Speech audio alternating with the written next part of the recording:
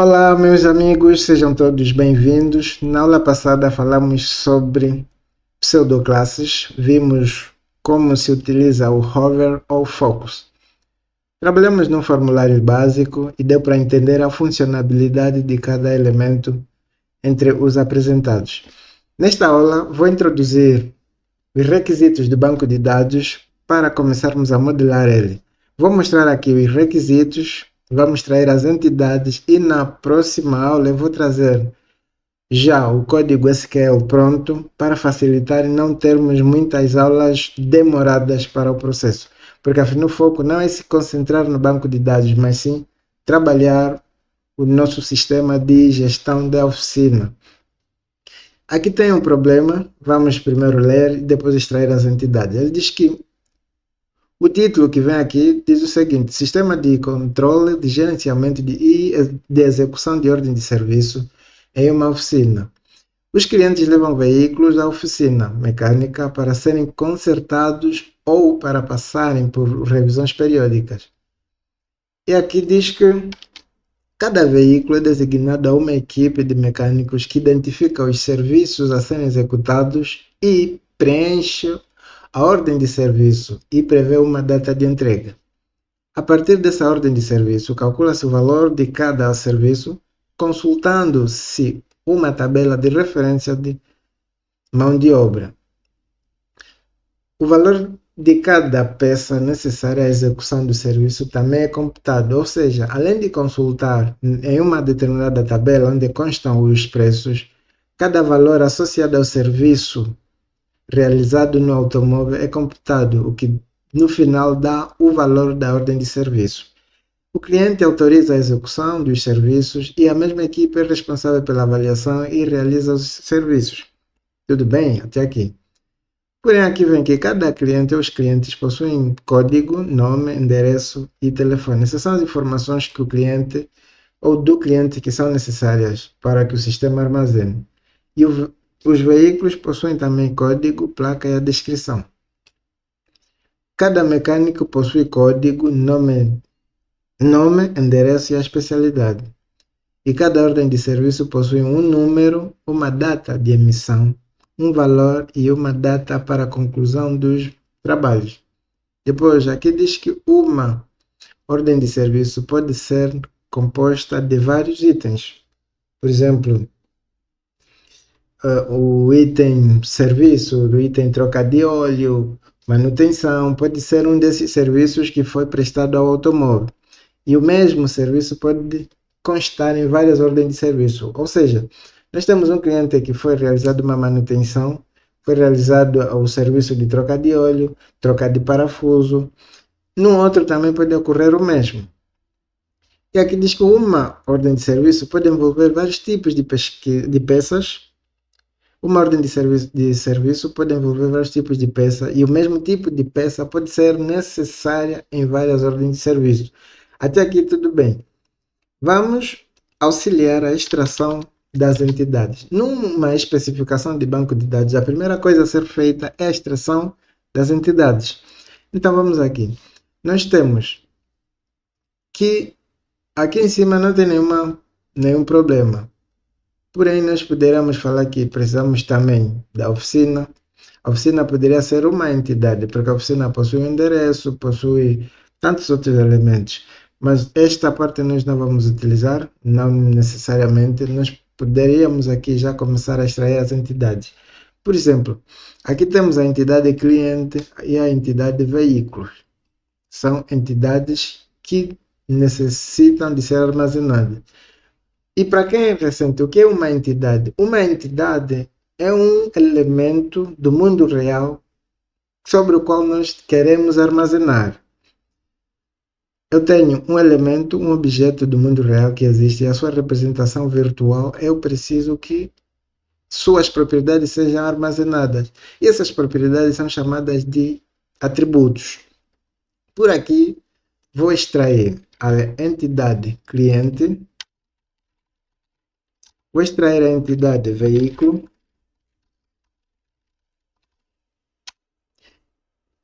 e indo neste caso, penso que já não tenho mais nenhuma entidade. Então vou aqui que ele diz que cada veículo é designado a uma equipe de mecânicos. Então aqui o mecânico é uma entidade. Então vou aqui, mecânico, e tenho ordem de serviço. Vou fazer ordem de serviço. Certo. E agora, vamos procurar mais aqui quais são as entidades que possam ser utilizadas aqui. O valor, esse são já é o atributo. Ainda tenho serviço. Aqui temos o caso de execução do serviço. O serviço é uma entidade porque tem vários serviços que esta oficina oferece e ao mesmo tempo tem também um conjunto de serviços tendo em conta aqui a referência que ele faz sobre a consulta da tabela de preços. Aqui ele diz que calcula-se o valor de cada serviço observando, né, consultando os preços em uma determinada tabela.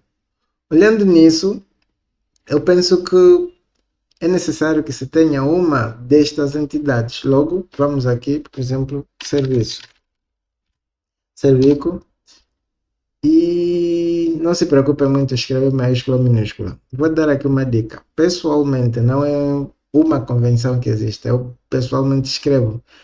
Quando estou a fazer a extração das entidades, eu escrevo a maiúscula e depois que eu faça a transportação do meu rascunho para um ambiente, um SGBD ou outro rabisco, eu utilizo já em minúscula quando for para implementar. Então não se preocupe muito sobre essa variação de maiúscula ou minúscula. Então tem um serviço, vamos aqui consultar o cliente, autoriza o serviço, o veículo, depois o mecânico possui uma especialidade. A especialidade também é uma entidade, porque podem existir mecânicos com diferentes ou mesmas especialidades. Então vamos lá, a especialidade. E aqui, ordem de serviço já temos. Precisamos também os itens da ordem de serviço, que são as peças, as manutenções. Então vamos escrever aqui itens, ordem, serviço. Prontos, deixa aqui procurar se eu encontro mais uma entidade. Vamos aqui, olhando assim, não encontro nenhuma outra entidade. E vamos ver aqui, temos quantas entidades? 2, 3, 4, 5, 6, 7. 7 entidades.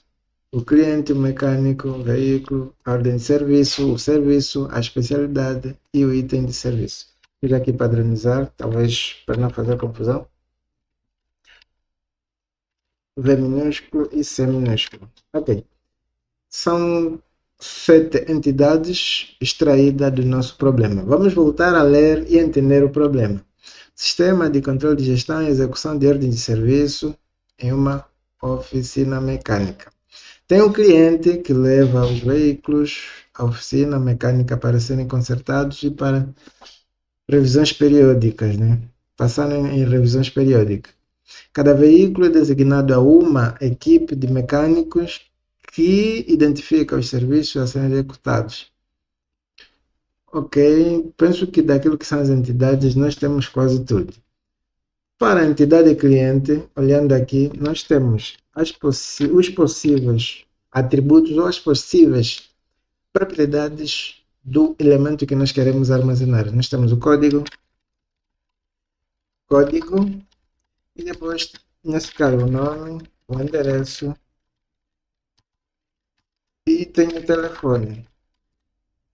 Para o veículo, eu tenho o veículo, vamos lá ver, tem o código, a placa, de descrição. Código, placa e descrição. Repare que eu tenho aqui a placa e a descrição. Pode até não ser somente essas propriedades do veículo que eu desejo armazenar. Poderia ser o número de porta, o ano de fabrico, tanto a quilometragem que já andou, que já tem até o momento, são vários outros elementos. Então, é essa abstração que um DBA ou um programador deve ter em atenção. Por exemplo, quilômetros, o modelo, a, o modelo, a marca, e a marca, o modelo e a marca podem ser outras entidades. Então, vamos aqui a crescer, modelo e marca. Porque nós temos diferentes marcas com diferentes modelos. Uma marca pode ter vários modelos. Não necessariamente um atributo simples que nós colocamos aqui. Por ser um atributo, por ser um atributo composto que admite várias outras propriedades também, conforme o caso do endereço, mas o endereço aqui vamos deixar conforme está, não precisamos deixar ele mais simples possível, vamos deixar assim. E aqui já deu para aumentar algumas outras entidades. E ainda aqui também poderíamos ter o e-mail, é um outro atributo. O mecânico, poderíamos também deixar quase que as mesmas propriedades do cliente. São as mesmas que nós precisaríamos. E ainda, todo o sistema é necessário que tenha usuários cadastrados. Então, aqui vamos escrever usuários. Nos usuários também as informações são as mesmas. Ok, aqui tem as informações todas. O usuário, mecânico, usuário. Para o mecânico tem a especialidade que nós vimos aqui, que o mecânico tem a especialidade. Então, aqui no usuário nós precisamos da senha, porque ele tem que entrar no sistema, tem o e-mail e a senha. Para o serviço, aqui temos que uma ordem de serviço possui o número, vamos na ordem de serviço, OS tem o número da OS, depois temos a data de emissão, que é uma data automática, o valor, que seria o total, o valor, vamos só escrever valor, por exemplo, e nós aqui precisamos também colocar a data de conclusão, data de conclusão, onde é que eu estou? Data de conclusão. Então, aqui a data de conclusão do trabalho e também teremos que saber quem foi o responsável do serviço. Mas ainda aqui vamos deixar esses elementos. E agora vamos ver os itens do serviço. Itens de serviço. Vamos lá ver. Primeiro, aqui nos itens de serviço, eu preciso fazer o seguinte. Aqui tenho a própria ordem de serviço, o item da ordem de serviço. Então temos a ordem.